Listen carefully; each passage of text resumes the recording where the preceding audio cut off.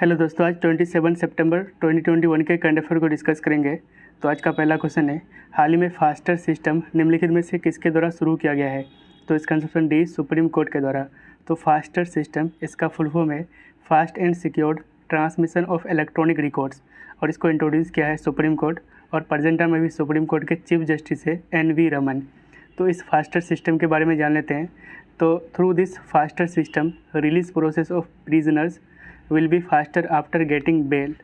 तो जो प्रिजनर्स को यानी कि कैदियों को बेल देने के बाद जो भी उसका रिलीज़ प्रोसेस है उसमें मतलब तेज़ी लाया जाएगा थ्रू फास्टर सिस्टम। एंड जो भी अननेसेसरी अरेस्ट या फिर कस्टडी में लिया जाता था लोगों को, उस पर मतलब रोक लगेगा। एंड सुप्रीम कोर्ट का क्रूशियल डिसीजन, ठीक है, जैसे कि ऑर्डर्स ऑन बेल या फिर स्टे ऑफ अरेस्ट यानी कि गिरफ्तारी पर रोक, ये सारे मतलब चीज़ इलेक्ट्रॉनिकली प्रिजन अथॉरिटी तक पहुंचाया जाएगा, ठीक है। तो रिवीजन कर लेते हैं। तो सुप्रीम कोर्ट ने रिसेंटली सुपेस्ट पोर्टल को मतलब लॉन्च किया था। तो याद रखिएगा, सुपेस्ट पोर्टल, इसको किसने लॉन्च किया था? तो सुप्रीम कोर्ट ने। अगला क्वेश्चन है, हाल ही में चर्चा में रहे चक्रवात गुलाब का नाम निम्नलिखित में से किस देश ने रखा था? तो इसका आंसर डी, पाकिस्तान, ठीक है। तो साइक्लोन गुलाब रिसेंटली हिट किया है coast of Odisha and Andhra Pradesh. तो साइक्लोन गुलाब, इसका नेम मतलब इसका जो नामकरण था ये पाकिस्तान ने किया था, और इसका मीनिंग होता है गुलाब, है ना, गुलाब का मतलब होता है रोज़, ठीक है। तो कुछ साइक्लोन है यानी कि ट्रॉपिकल साइक्लोन, जिसको मतलब कुछ कंट्रीज़ ने नाम दिया है, जैसे कि निसर्ग, ये हाल ही में चर्चा में था, तो इसका नाम दिया है बांग्लादेश ने। गति, इसका नाम इंडिया ने दिया है। तोकते, ये भी चर्चा में था, इनका नाम दिया था म्यांमार ने। साइक्लोन यास, इसका नाम ओमान दिया था। एंड गुलाब पाकिस्तान। तो यहाँ पे ये मतलब बे ऑफ बंगाल है। तो साइक्लोन अभी recently Odisha coast and Andhra Pradesh coast को हिट कर रहा है, ठीक है। अगला क्वेश्चन है, कौन सा राज्य पुरुष हॉकी जूनियर विश्व कप 2021 यानी कि mains hockey junior world cup 2021 की मेज़बानी करेगा? तो इसका आंसर सी, ओडिशा। तो men's hockey junior world cup 2021 इसको होस्ट करेंगे ओडिशा की राजधानी भुवनेश्वर।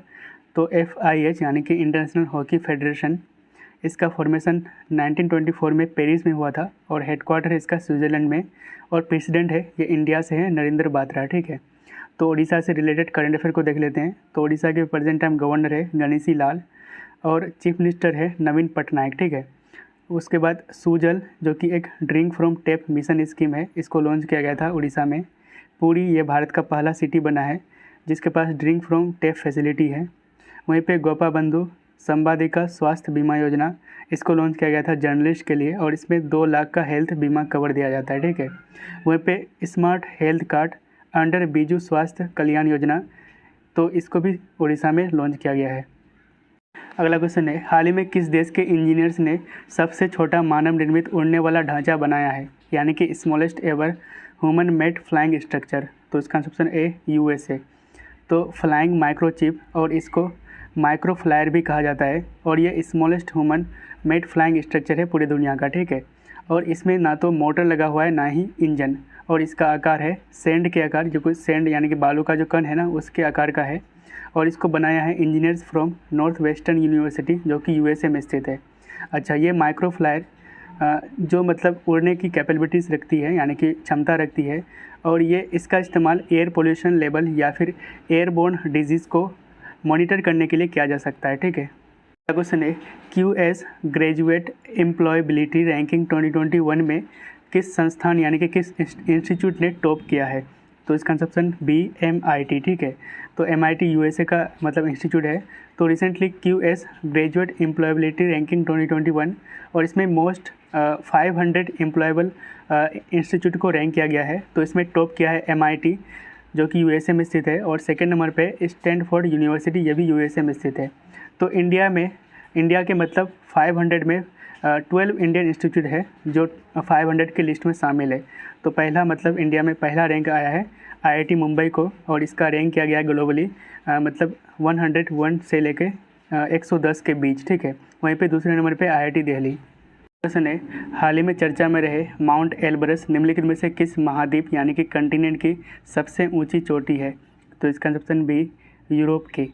तो रिसेंटली यह चर्चा में इसलिए है क्योंकि 8 year old Bhuvan Jai from Andhra Pradesh became youngest to scale mount Elbrus.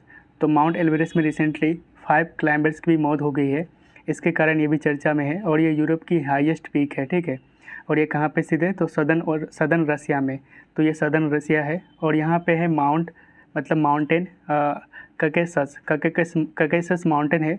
और ककेसस माउंटेन के वेस्टर्न पार्ट में आपको मिल जाएगा माउंट एल्बरस, ठीक है। और माउंट एल्बरस ये ककेसस माउंटेन के सबसे ऊंचा पीक एंड यूरोप की भी सबसे ऊंचा पीक है। अगला क्वेश्चन है, हाल ही में ओडिशा का पहला रेशम धागा उत्पाद केंद्र यानी कि सिल्क यार्न प्रोडक्शन सेंटर किसके द्वारा स्थापित किया गया है? तो इसका ऑप्शन सी KVIC के द्वारा। तो Odisha first tussar silk yarn production centre, और इसका एम है to boost local silk industry and create employment, ठीक है। और इसको सेटअप किया गया KVIC यानी कि khadi and village industries commission के द्वारा। और ये कहाँ पे मतलब सेटअप किया गया है, तो ओडिशा के कटक डिस्ट्रिक्ट में। एंड तुस्सर सिल्क आपको बता दें, और इसका प्रोडक्शन किया जाता है larva of several species of silk worm. तो जो भी सेवरल मतलब सिल्क वर्म है उसके लार्वा से इसका मतलब प्रोडक्शन किया जाता है तुस्सर सिल्क का। तो khadi and village industries commission यानी कि KVIC, तो KVIC ये स्टैट्यूटरी बॉडी यानी कि संवैधानिक निकाय है और इसका फॉर्मेशन 1956 में हुआ था और इसकी स्थापना की गई थी under khadi and village industries commission act of 1956। और ये फंक्शन करता है under ministry of micro small and medium enterprise के। तो खादी से रिलेटेड करंट अफेयर को देख लेते हैं।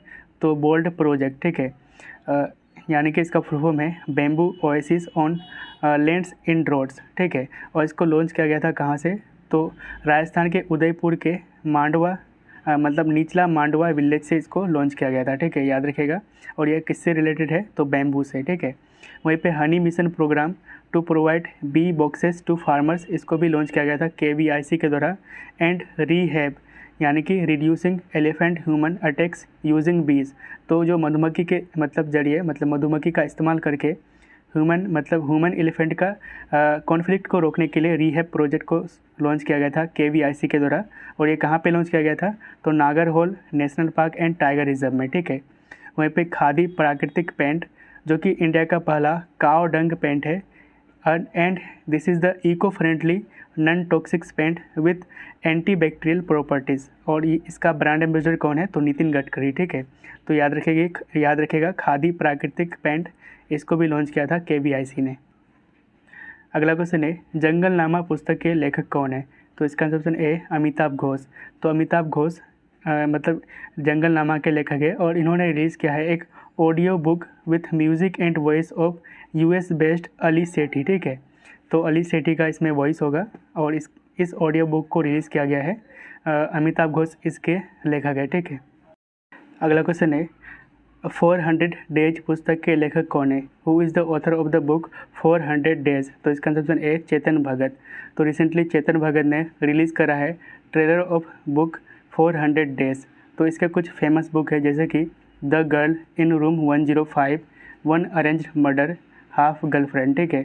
तो सब में एक नंबर है, ठीक है। मोस्टली जिस बुक में नंबर्स होते हैं कुछ भी, तो उसके लेखक चेतन भगत ही होते हैं। जैसे कि यहाँ पे 400 है, यहाँ पे 105 है, यहाँ पे 1 है, ठीक है, और यहाँ पे हाफ, ओके।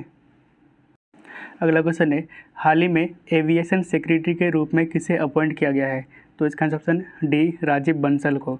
तो राजीव बंसल जो कि 1988 बैच IS ऑफिसर और ये एयर इंडिया CMD है प्रेजेंट टाइम, इनको अपॉइंट किया गया as a aviation secretary in the ministry of civil aviation.